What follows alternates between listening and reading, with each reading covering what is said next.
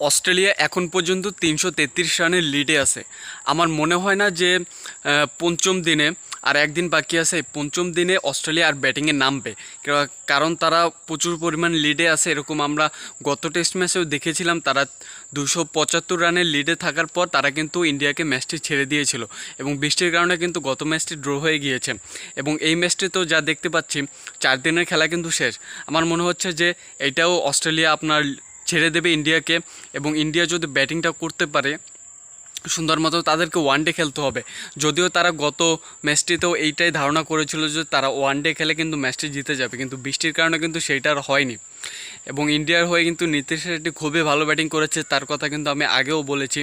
এখন সুযোগ আছে তাদের যে ওয়ানডে খেলে যদি তারা ৩৩৩ আর কিছু রান হয়তো বা করতেও পারে। আজকের দিনের খেলা শেষ হয়নি এখন পর্যন্ত, তো তারা যদি ৩৩৩, তারা যদি ৩৫০ পর্যন্ত যায়, ৩৫০ রানের লিড দেয়, তাহলে কিন্তু ইন্ডিয়ার জন্য সেটা করা খুবই কঠিন হয়ে যাবে।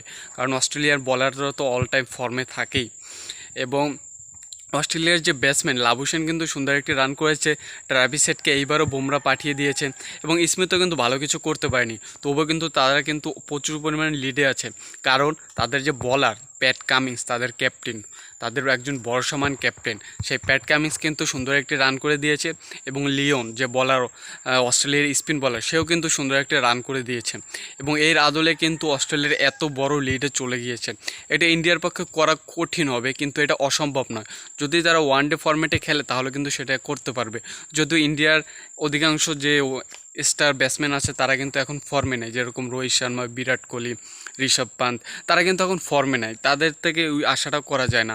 আশা করলে একমাত্র জয়সওয়াল, নীতিশ কুমার রেড্ডি, ওয়াশিংটন সুন্দর, তাদের থেকে আশা করা যাচ্ছে। এবং তারাই যদি পারে ভালো একটা পারফর্ম করে টিমকে জিতাতে। আর যদি এই ম্যাচ হেরে যায় ভাই, তাহলে ইন্ডিয়ার স্বপ্ন শেষ। ইন্ডিয়ার আর টেস্ট চ্যাম্পিয়নশিপ ফাইনাল খেলা হবে না, এবং ভবিষ্যতে যদি কিছু করতে পারে নাকি সেটাই দেখার। এটা আফসোস লাগার বিষয়, কারণ ইন্ডিয়া কিন্তু র্যাঙ্কিংয়ে, টেস্ট র্যাঙ্কিংয়ে কিন্তু অনেক উপরে ছিল, ১ নম্বরে ছিল। নিউজিল্যান্ডে এসে নিজেরা তো ডুবলো, ইন্ডিয়াকেও ডুবিয়ে দিয়ে গেল। এবং সাউথ আফ্রিকার সাথে অস্ট্রেলিয়ার খেলা হলে চোখ বন্ধ করে অস্ট্রেলিয়া ম্যাচটাই জিতে যাবে।